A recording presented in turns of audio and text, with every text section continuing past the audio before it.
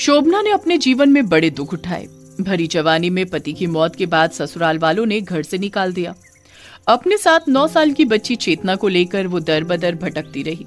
अपनी बेटी के भविष्य को सोचकर उसने वसुंधरा के घर में एक कमरा किराए पर लिया और वहीं रहने लगी। वसुंधरा की भी 10 साल की बेटी थी रिया।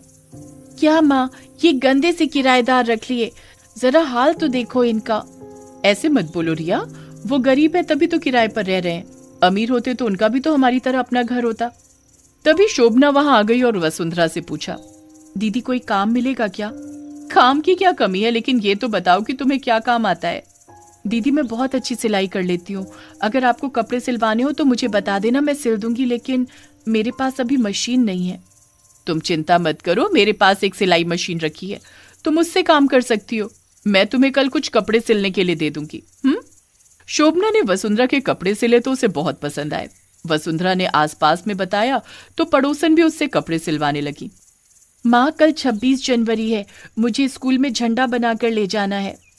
ओहो, अरे मैं तो भूल ही गई, कल तो 26 जनवरी है। कल जल्दी काम निपटाने पड़ेंगे, 9 बजे से तो परेड निकलनी शुरू हो जाएगी। हे भगवान, पिछली बार की तरह लाइट ना भाग जाए। चेतना ने उन्हें जब ये बातें करते हुए सुना तो वो शोभना से बोली, माँ मुझे भी झंडा लेकर अपने स्कूल जाना है, आप मुझे स्कूल क्यों नहीं भेजती? मन तो मेरा भी करता है कि मैं तुम्हें झंडा लेकर स्कूल भेजूं, मगर क्या करूं, अभी मेरे पास तुम्हें स्कूल में दाखिला दिलाने के लिए पैसे नहीं है। माँ कल टीवी पर 26 जनवरी की परेड आएगी, रिया अपनी टीवी पर देखेगी, मुझे भी देखनी है। आप भी टीवी ले आओ, वरना हम परेड कैसे देखेंगे? बेटा अभी टीवी खरीदने में बहुत समय लगेगा, तब तक तुम रिया के यहाँ परेड देख लेना।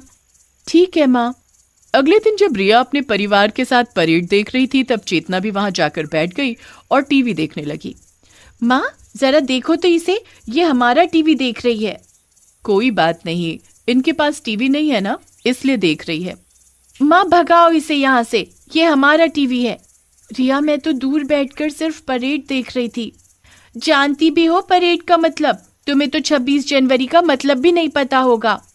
मैं जानती हूँ रिया, 26 जनवरी के दिन हमारा संविधान लागू हुआ था, जिसे बाबा साहेब अम्बेडकर ने लिखा था। हमारे संविधान ने हम सबको समानता का अधिकार दिया है। सबको समानता का अधिकार? कभी शक्ल देखिए आईने में अपनी, कहाँ तुम गरीब लोग और कहाँ हम अमीर लोग। चेतना रिया की बातें सुनकर अपने कमरे में आकर उदास बैठ गई। क्या हुआ चेतना, ये मुंह क्यों गुब्बारे सा फूला हुआ है? माँ रिया मुझे हमेशा गरीब कहकर झगड़ती है, वो कितनी घमंडी लड़की है।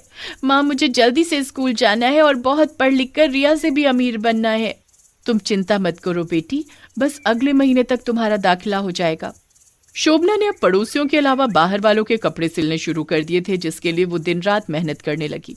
अगले महीने शोभना ने चेतना का दाखिला भी रिया के स्कूल में ही करा दिया। इत्तेफाक से वो दोनों एक ही क्लास में थी। चेतना जब पहले दिन स्कूल गई तो क्लास टीचर सुप्रिया ने उसका परिचय पूरी क्लास से कराया। मैम हम इसे अच्छे से जानते हैं, ये एक गरीब लड़की है जो किराए पर रहती है। इसकी माँ गुजारे के लिए दूसरों के कपड़े सिलती है।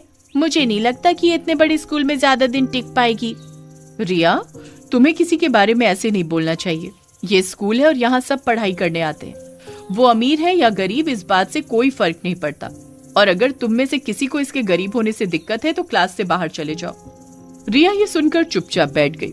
सुप्रिया के क्लास से जाने के बाद उसने अपनी सहेलियों से कहा, आज इसकी वजह से मैम ने मुझे डांटा, अगर इसको क्लास से बाहर नहीं निकलवाया तो मेरा नाम रिया नहीं। अगले दिन रिया ने क्लास में एक रबड़ की छिपकली चेतना के ऊपर फेंक दी। चेतना उसे देख बुरी तरह डर गई और चिल्लाने लगी। उसने उसे दूर फेंका तो और बच्चों पर जा गिरी। सभी बच्चे डर के मारे चिल्लाने लगे। क्या हो रहा है ये, इतना शोर क्यों मचा रहे हो तुम लोग? मैम चेतना ने हम लोगों के ऊपर छिपकली फेंक दी। चेतना उठो और क्लास से बाहर निकल जाओ, ये झोपड़पट्टी वालों का स्कूल नहीं है, तुम्हारी बदतमीजी यहाँ बर्दाश्त नहीं की जाएगी। नहीं मैम, ये तो मेरे ऊपर रिया ने फेंकी थी।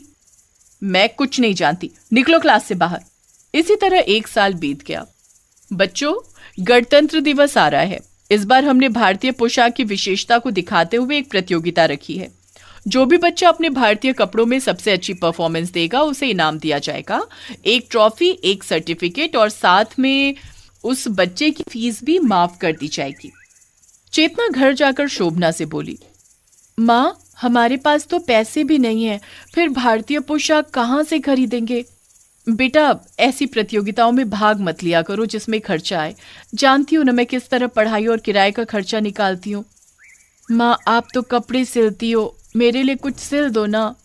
शोभना ने सोचा कि कुछ कपड़ों के टुकड़े पड़े होंगे, क्यों ना मैं जोड़ लगाकर साड़ी बना दूं। शोभना ने उसकी बहुत सुंदर तिरंगा साड़ी तैयार कर दी। अगले दिन सुबह 26 जनवरी को एक झंडा चेतना ने घर के बाहर फहरा दिया। ये क्या चेतना, मेरे घर के बाहर तुमने झंडा फहराया है, वो भी हमारे कपड़ों के टुकड़े जोड़कर? रिया ने तिरंगा उतारा और मसलकर फेंक दिया। रिया, ये हमारे देश की शान है, जान है, और तुमने इसे मसलकर फेंक दिया। तुम्हें इसकी कीमत का अंदाजा नहीं। झंडे जैसी चीजों का अंदाजा तुम जैसे गरीब लोग लगा सकते हैं। हमारे लिए वो एक कपड़े का टुकड़ा है और कुछ नहीं। स्कूल को देर हो रही थी, इसलिए चेतना ने वो झंडा उठाकर अपने बैग में रख लिया और स्कूल चली गई। रिया को भरोसा था कि वो अमीर है, इसलिए वो सबसे महंगी ड्रेस खरीदेगी और प्रतियोगिता जीतेगी। रिया लड़कियों से बोली, लगता है चेतना अपनी माँ की पुरानी साड़ी का कुर्ता सिलकर पहनकर आएगी। ये सुनकर सब हंसने लगी।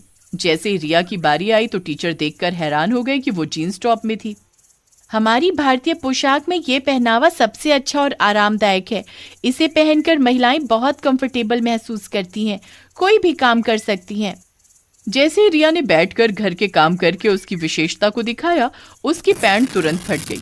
सब उसे अजीब नजरों से देखने लगे। चेतना स्टेज पर दौड़ी दौड़ी आई और अपने टुकड़े जोड़कर बनाई गई तिरंगा साड़ी को रिया को पहनाते हुए बोली, भारतीय पोशाकों में साड़ी से ज्यादा आरामदायक कपड़ा कुछ हो ही नहीं सकता, और अगर ये तिरंगा हो तो इसके सामने सब नतमस्तक हो जाते हैं। सबने देखा कि कितनी आसानी से चेतना ने उसकी फटी हुई पैंट को अपनी तिरंगा साड़ी से छिपा लिया। चेतना, मैं हमेशा तुम्हें गरीब समझकर तुम्हारा मजाक उड़ाती रही। आज सुबह ही मैंने तुम्हारा फहराया तिरंगा उतारकर फेंक दिया, और आज तुमने और तुम्हारे इस तिरंगे ने मेरी इज्जत बचा ली। एक लड़की को शर्मिंदा होने से बचा लिया। ये सुनकर पूरा हॉल तालियों से गूंज उठा। देखिए, बहुत सारे प्रोग्राम हुए और सब में आनंद आया, लेकिन इस लड़की ने हमारा मन जीत लिया। आज के इनाम की हकदार ये लड़की ही है। सर, इसका नाम चेतना है। आज से चेतना जब तक इस स्कूल में पढ़ेगी, इससे कोई फीस नहीं ली जाएगी। उसके बाद अमीर और गरीब का फासला खत्म करके सबने राष्ट्रगान के साथ झंडा फहराया।